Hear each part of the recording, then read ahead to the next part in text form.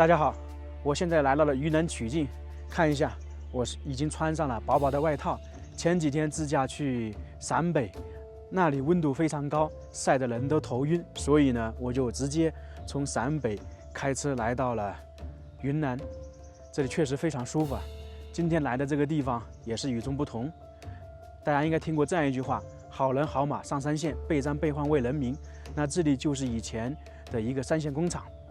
三线工厂我们看了很多，特别是在云贵川这些大山里面，有很多三线工厂。看看我身后这栋房子，上面有一个数字300，旁边是299，那就证明这个地方起码有300栋建筑，非常大的一个地方。现在我们去里面探索一下，看看这个三线工厂是什么样子。往前走走看看，那这里也是属于在一个乡村，也算是大山里面。那这些树木肯定也是当时建造工厂的时候建设的。这个三线工厂建造的时间相对来说比较晚，它是大概上个是70年代开始建，然后到了80年代才完工。那整体生产的时间也不是太长，上个世纪90年代就搬迁走了。它是叫做云水机械厂，在云南曲靖的一个大山里面。那这一块不知道是不是当年的一些车库，一个这样大型的三线工厂，肯定是有很多车辆的。这个地方不知道是不是在打造旅游，还是说其他的。它在很多建筑上面都有标识牌，就是说你来到这里，知道当年这里是干嘛的。菜市场，由于这个地方生活了几千人，那吃穿住行是一个很大的市场，就有这个了。这里还有一个标识牌云水记忆，那么是当时主要的厂区生活区就在旁边。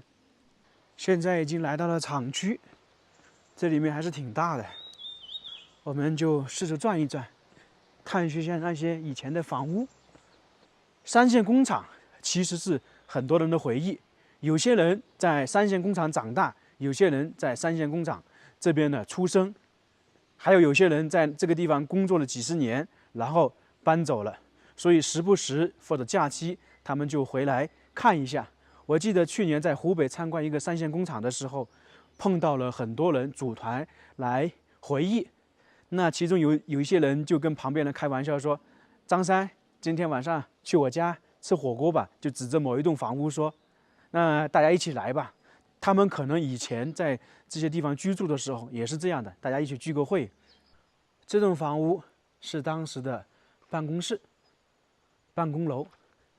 其实来到三线工厂，办公楼、生活区其实是非常明显的能够区分出来的。我们走了很多三线工厂，它这里的感觉是不是跟其他的不一样？很多水泥建筑或者房屋看起来比较新。这就是因为它这个三线工厂，我们说的建设完成比较晚，大概是上个世纪80年代才建成。那这一栋呢，也是办公楼，它门是开着的，可以上去看看。我们看很多三线工厂，窗户、那个门，还有那些钢筋全部被拆走了，它这里没有。好大的霉味啊！随便找一个看一下。你像这个门，就是典型的上个世纪的风格。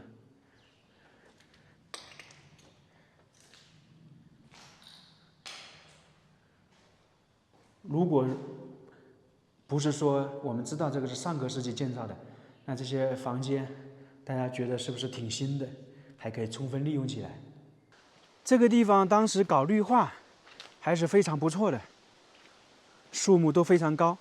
三线工厂这个当时建的地方还挺隐蔽的。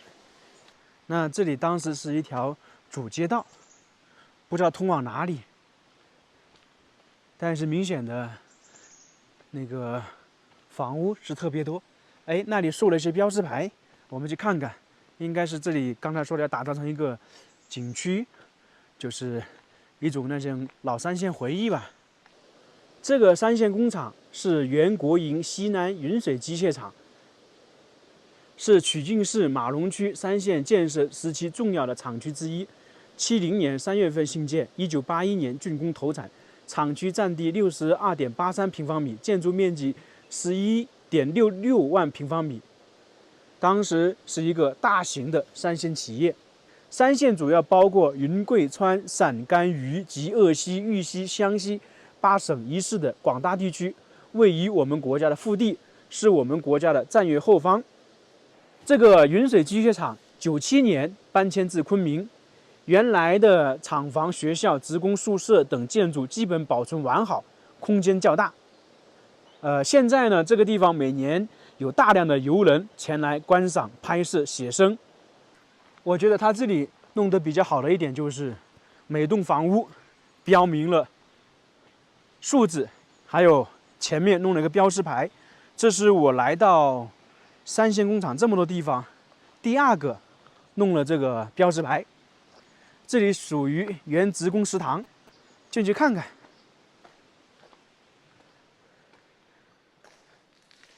这个食堂感觉不大，然后这边是干嘛的嘞？我跟大家说一下哈，那边应该就是餐厅，那么很有可能，当时菜是放在这里，然后那些职工来到这里，把托盘一放，我要什么菜？叮咚叮咚，放在这里啊！大家说是不是？这里的绿化确实搞得非常好啊，难得在一个工厂里面看到这么多梧桐树。在三线工厂，医务室、医院、学校、电影院这些是少不了的。人越多，那就有可能变成职工医院。材料室，就当时生产的东西放一些材料，现在里面肯定是什么都没有了，空旷的，他已经搬迁走了。那么这些房屋就明显有那个时代的特点，大家看看这些砖跟现在是不是不一样？进去看看。那么这些地方在当年还是比较繁忙的，每天在这里的工人很多啊。现在看到的就是一个大的车间，一个空旷的。那么这些地方如果说改造一下，拍电影是不是非常不错？晚上，或者是大家经常看一些影视剧中有一些荒野求生，或者是那种团建，在这里面稍微打造一下，我感觉还是非常不错的。还有很多建筑，感觉都有点破损了，屋顶都脱落了。这里也是属于厂房，但是就有点损坏比较严重了，像这个窗户玻璃基本碎了。我们之前看了很多三线工厂，发现呢，庞大的建筑基本都废弃了。这里尽管说也算是废弃了，但是保存的比较完好。我是觉得这个地方如果好好打造、开发一下，搞成影视基地，还是比较完美的。大家说是不是？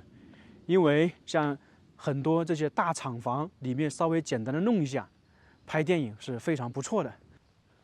18、17那个地方应该属于办公的，那这些就是当时的一些厂房。看了这么多厂房，大家觉得这些建筑怎么样？我感觉还挺好的，基本都是1层啊，很少看到2层，就是有点可惜啊，全部废弃了。我一开始以为只有300栋，到了这边发现已经361。大家想一想，一个厂有这么多房屋，能够拆得出来有多大啊？那这一块应该就是宿舍。哎呦，也是杂草丛生，也都是废弃的，应该属于单身职工宿舍。它基本上就是一个小房间，2层的，一般一个房间里面住2个人或者1个人。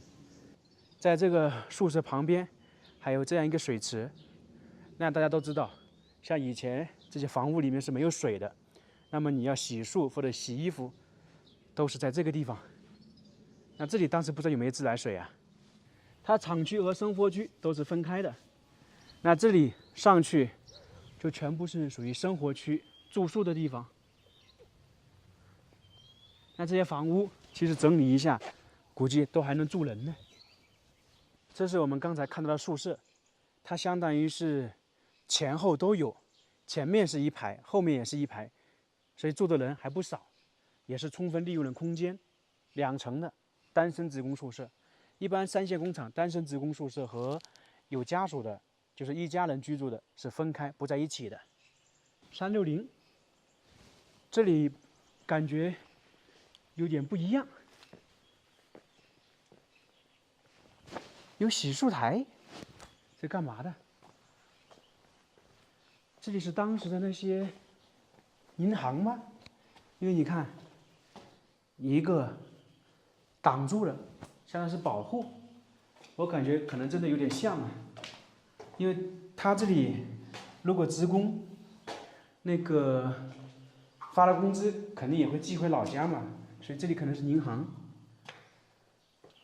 281、282，这边的房屋也太多了。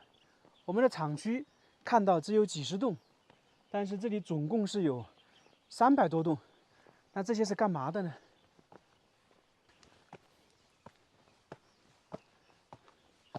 这里难道也是宿舍吗？还是说办公的？哎呦，346，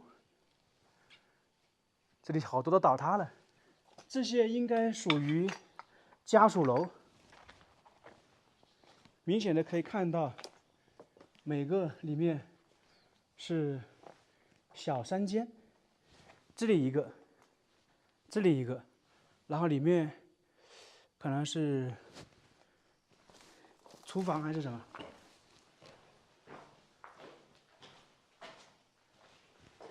哦，小灶台，然后这里可能是餐厅，那相当于这里就是3房，这里都是属于生活区。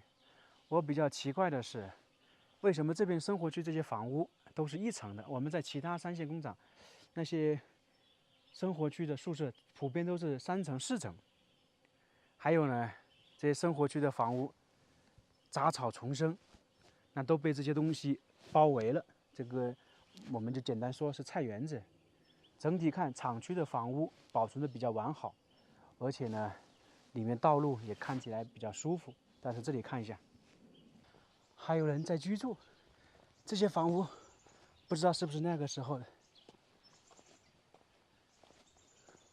231、232，啊，我没想到这个地方还有人居住。204、201，这都是那些生活区。刚刚那大姐说啊，她在这里住没有自来水，那喝的水都是从外面拉过来的，也不容易啊。我也没仔细问问人家为什么居住在这里，肯定是有原因的嘛。还能看到前面的房屋吗？这个草太茂密了，杂草丛生啊。像这些房屋废弃了，真的有点可惜。刚才看的是那些矮小的房子，我以为是居住的，后来在航拍发现这里一边非常大的，所以过来看看。这些每栋房子前面都有一排小的房屋，这些不知道是不是厨房啊？包括那边矮小的也是。去看看里面到底是什么，是住宅还是他们办公的？我猜想这边可能也是居住的，是职工宿舍。